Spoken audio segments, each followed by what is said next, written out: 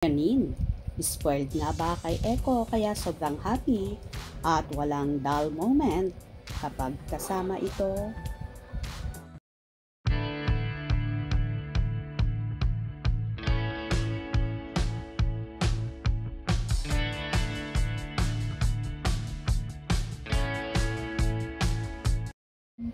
Mukhang lahat ng bagay na makakapagpasaya sa kapamilya actress na si Janine Gutierrez ay ibinibigay ng rumored kasintahan na si Jericho Rosales.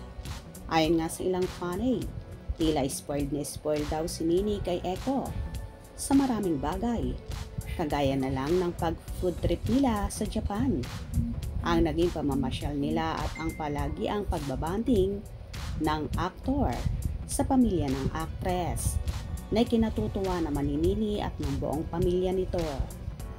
Kitang-kita naman sa dalaga kung gaano kasaya sa piling ni Echo at wala nga itong dull moment kapag kasama ang aktor. Ibang-iba nga ang aura ng actress simula na maging sila ni Echo na halata mong totally in love. Samantala, may mga hanas naman ang mga fanay tungkol sa samahan ng Econin. Narito ating tunghayan. I love Econin. Econin forever. Tama lang yan para malimutan ni Janine si Paulo na disappointed sa aktor. Super agree. Sana nga totoo. Nahangad ko na sila na talaga till the end. Now ko lang nakita si Janine na ganito kasaya. Kaya masaya ako para sa kanila ni Echo. I love Econin. Nako, ang saya kung namanahi ka na nga. Beautiful couple. Good luck. Nako, sana nga totoo na. Super saya kaming mga fans nila. Sana magpakasal na sila para malagdagan ang mga gwapo at gwapa. Sana feel naman na totoo siya kay Janine. Pray for that. Econin forever. Sense of humor ang isa sa katangian ni Echo, kaya lagi silang happy. Econin is real. Econin is true love. Age is not an issue with the lovers in true love. It only means na talagang totoo ang pag-ibig ni Echo kay Janine. Hahangaan mo talaga siya kasi humaharap siya sa family ni Janine. Kudos to you, Echo. You're the man.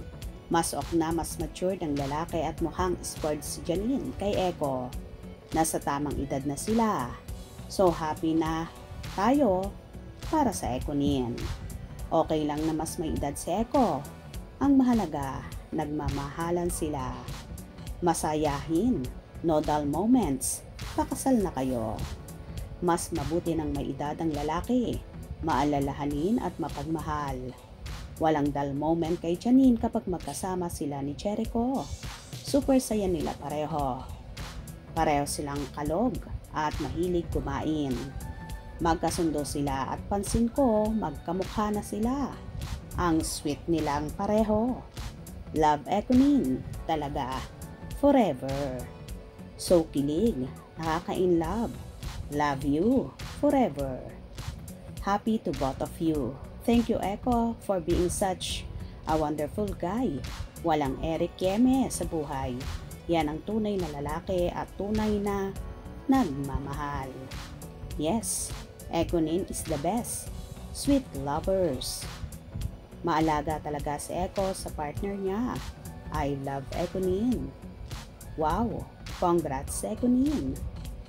Anyway, spoiled nga ba si Nini kay Echo or ipinapakita lang talaga ng aktor ang pagmamahal at pag-aalaga niya kay Janine na para bang baby? Sarap talaga sa pakiramdam kapag may nagkikare at nagmamahal ng tapat sa'yo. O diba, mapapasana all ka na lang talaga.